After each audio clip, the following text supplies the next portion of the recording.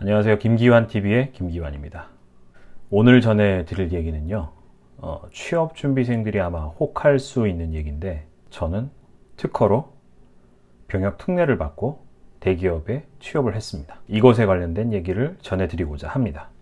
제가 대학원생일 때 특허를 4건을 출원하게 됩니다. 출원하게 된 이유는 저도 취업을 위해서 흔히 말로 이제 스펙을 쌓기 위해서 이런 활동을 하게 됐었던 거고요. 그렇게 해서 쌓은 4건의 특허 출원이 실제로 취업을 하는데, 그리고 취업 전에 병역 특례를 받는데 굉장히 결정적인 역할을 하게 됩니다.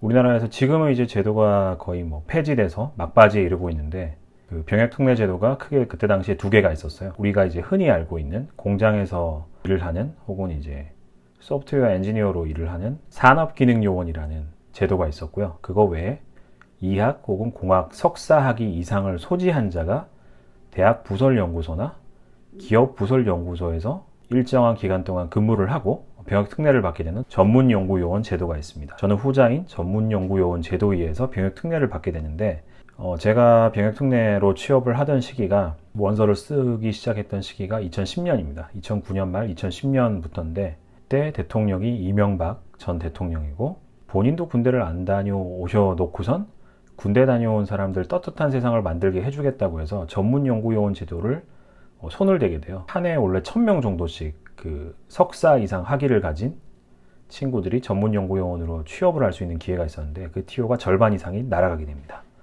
그리고 남은 TO도 분배를 다시 하게 되면서 대기업에 많던 TO가 거의 다 사라지고, 대기업에 예를 들어서 대기업 무슨 부설연구소에 TO가 6개, 7개 있던 게 하나 아니면은 0개 이런 식으로 없어지게 되고, 대부분 그 TO가 중소기업이나 벤처기업으로 새로 배정을 받게 됩니다. 그러다 보니 고학력으로 석사학위를 받고 취업을 하려는 친구들이 전문연구요원 취업도 어렵지만 전문연구요원으로 취업하고 나서 그 미래에 대한 불확실성이라든지 이런 것 때문에 전문연구요원 취업을 포기하고 군입대의 길을 선택을 많이 하게 되던 시기였습니다. 굉장히 그만큼 전문연구요원으로 취업을 하기 굉장히 힘든 시기였습니다. 공교롭게도. 실제로 제가 면접을 보러 가면 국내에서 석사학위 받은 친구도 보기 힘들 뿐더러 국내에서 석사학위 받은 친구 학교 간판 거의 마지노선이 성균관대 혹은 한양대 그 정도 수준,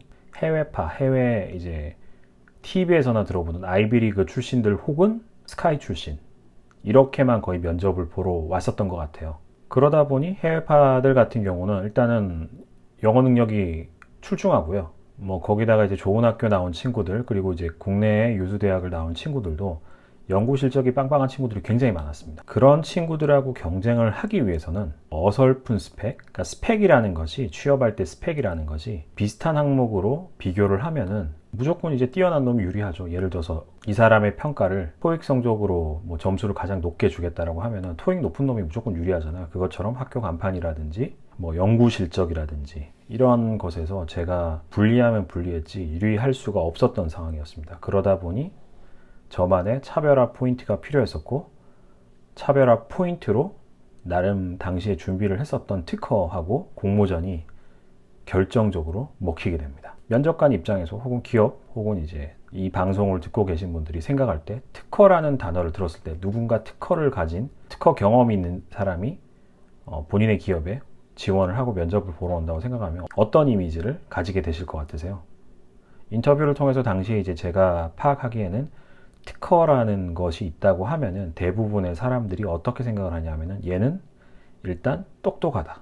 공부를 잘했든 못했든 남들하고 조금 다른 생각을 할 수 있다. 창의력이 있다. 우선은 이렇게 좀 판단을 하게 되고요. 거기다가 추가로 이제 어떻게 판단을 하고 가산점을 받을 수 있냐면은, 연구 능력이 더 뛰어나다. 틀에 짜여진 연구만 하는 것이 아니라 거기서 획기적인 문제 해결 능력을 제안하고 좀 더 뛰어난 연구 실적을 낼 수 있을 거라는 기대 심리가 있습니다. 거기에 어떤 분들 같은 경우는 실행력까지 더 뛰어나다고 평가를 하시더라고요. 이 특허라는 게 결국은 본인이 아무리 좋은 아이디어가 있다고 해도 몸으로 뛰어서 행동을 해서 만들어내지 않으면은, 출원을 하지 않으면은 얻을 수가 없는 거잖아요. 대부분의 사람들이 머릿속에 있는 좋은 아이디어를 그냥 한번 떠올리고 마는 경우가 허다하거든요.